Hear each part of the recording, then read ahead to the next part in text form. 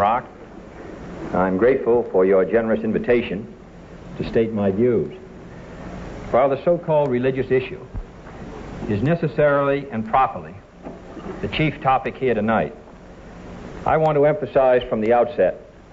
that I believe that we have far more critical issues in the 1960 campaign. The spread of communist influence until it now festers only 90 miles from the coast of Florida, the humiliating treatment of our president and vice president by those who no longer respect our power, the hungry children I saw in West Virginia, the old people who cannot pay their doctor's bills, the families forced to give up their farms, an America with too many slums, with too few schools, and too late to the moon and outer space. These are the real issues which should decide this campaign, and they are not religious issues.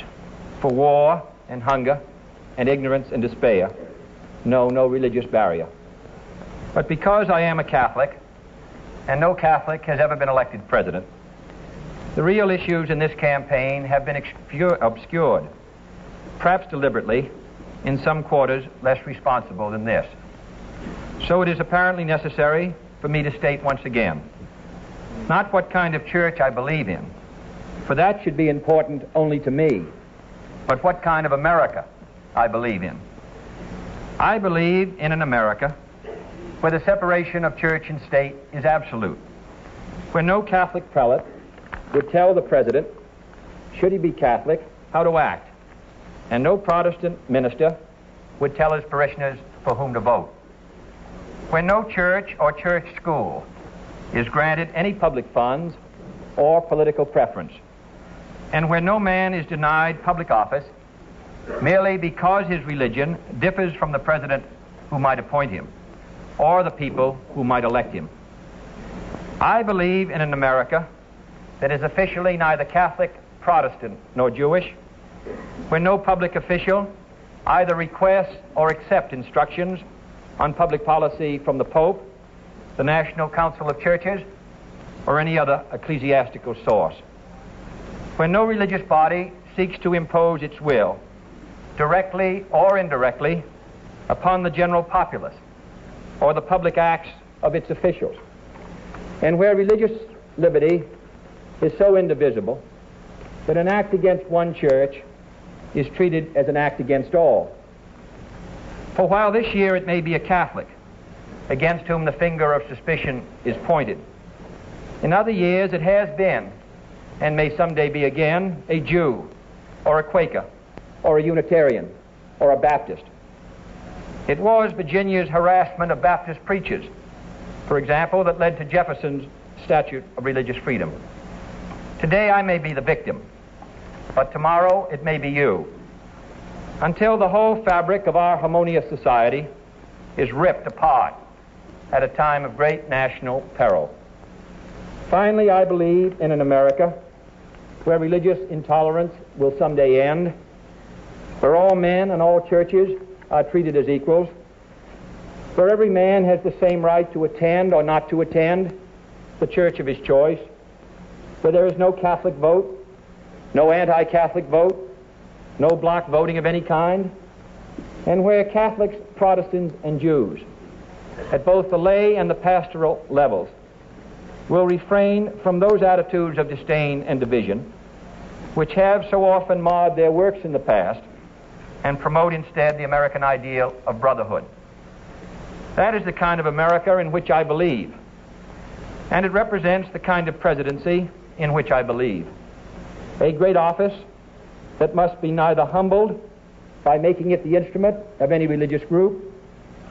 nor tarnished by arbitrarily withholding its occupancy from the members of any one religious group. I believe in a president whose views on religion are his own private affair, neither imposed upon him by the nation, nor imposed by the nation upon him as a condition to holding that office. I would not look with favor upon a president working to subvert the First Amendment's guarantees of religious liberty, nor would our system of checks and balances permit him to do so. And neither do I look with favor upon those who would work to subvert Article 6 of the Constitution by requiring a religious test, even by indirection. For if they disagree with that safeguard, they should be openly working to repeal it. I want a chief executive whose public acts are responsible to all and obligated to none, who can attend any ceremony, service, or dinner his office may appropriately require him to fulfill, and whose fulfillment of his presidential office is not limited or conditioned by any religious oath, ritual, or obligation. This is the kind of America I believe in, and this is the kind of America I fought for in the South Pacific and the kind my brother died for in Europe. No one suggested then that we might have a divided loyalty, that we did not believe in liberty, or that we belonged to a disloyal group that threatened, I quote, the freedoms for which our forefathers died. And in fact, this is the kind of America for which our forefathers did die, when they fled here to escape religious test oaths that denied office to members of less favored churches, when they fought for the Constitution, the Bill of Rights, the Virginia Statute of Religious Freedom, and when they fought at the shrine I visited today, the Alamo. For side by side with Bowie and Crockett died Fuentes and McCafferty and Bailey and Bedillo and Carey, but no one knows whether they were Catholics or not, for there was no religious test there. I ask you tonight to follow in that tradition, to judge me on the basis of 14 years in the Congress, on my declared stands against an ambassador to the Vatican, against unconstitutional aid to parochial schools, and against any boycott of the public schools, which I attended myself.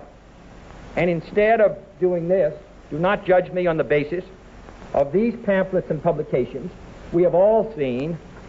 that carefully select quotations out of context from the statements of Catholic Church leaders, usually in other countries, frequently in other centuries, and rarely relevant to any situation here, and always omitting, of course, the statement of the American bishops in 1948, which strongly endorsed church-state separation, and which more nearly reflects the views of almost every American Catholic. I do not consider these other quotations binding upon my public acts. Why should you? But let me say, with respect to other countries, that I am wholly opposed to the state being used by any religious group, Catholic or Protestant, to compel, prohibit, or prosecute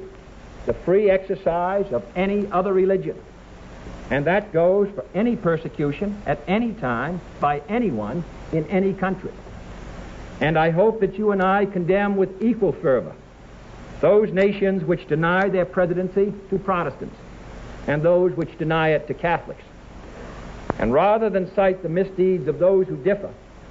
I would also cite the record of the Catholic Church in such nations as France and Ireland, and the independence of such statesmen as de Gaulle and Adenauer. But let me stress again that these are my views. For contrary to common newspaper usage, I am not the Catholic candidate for president. I am the Democratic Party's candidate for president, who happens also to be a Catholic. I do not speak for my church on public matters, and the church does not speak for me. Whatever issue may come before me as president, if I should be elected, on birth control, divorce, censorship, gambling, or any other subject,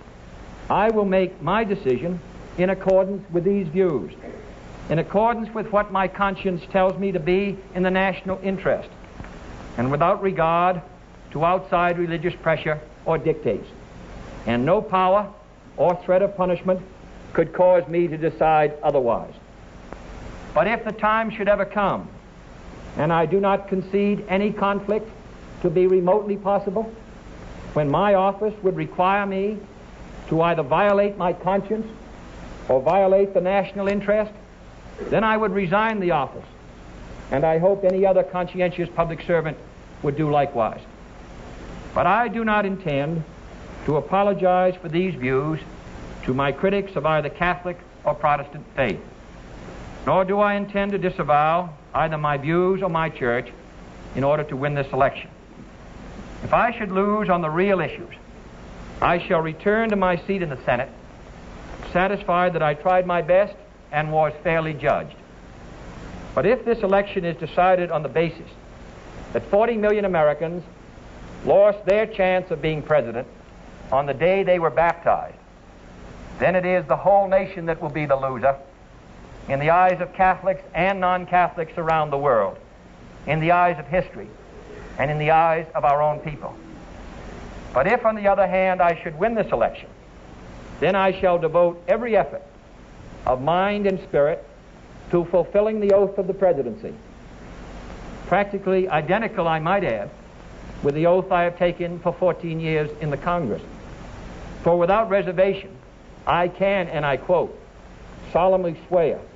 that I will faithfully execute the office of President of the United States and will, to the best of my ability,